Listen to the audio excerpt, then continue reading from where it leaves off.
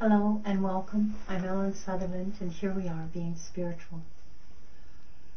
I wanted to continue with the tapping theme, but this time to use it in a spiritual situation, during spiritual practice specifically.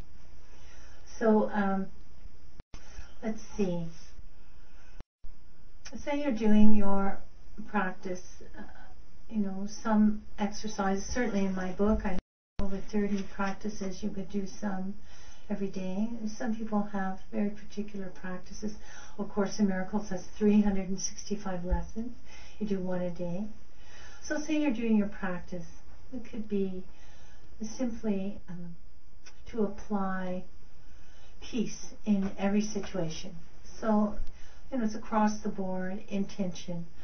From Buddhists to Christians, everyone wants to be able to express peace, and it's certainly a spiritual practice, high on the list.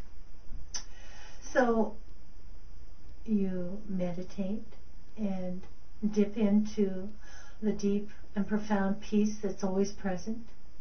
That's fine. So then you open your eyes and begin your day. But you're continuing to apply and to intend peace. No matter what befalls you, no matter what comes into your life, your intention is to express peacefulness. Now, one of the misunderstandings, I believe, of spiritual life is that you're in this holier-than-thou situation all the time. And of course, we that are practicing know that that is not the case. Often you are achieving more and more peace every day, but there are times when it's really rough. Your spiritual intention of being peaceful, of being loving, of being kind, whatever, all bumps right up against all sorts of life events.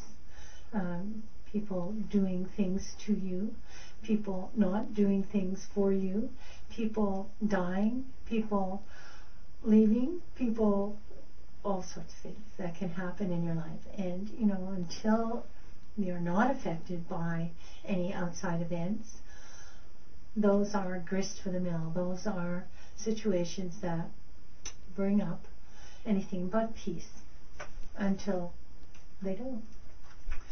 So tapping can be incredibly helpful, profoundly helpful in situations where up comes the opposite of peace, what you say you don't want to feel, and you get stuck in it. So, say someone is dying right now, someone's beloved pet is dying, and it's a very heart-wrenching, sad situation until you get to a certain point, and then suffering is not an option. It's not what you do. But people that I love right now are suffering from loss and the mourning.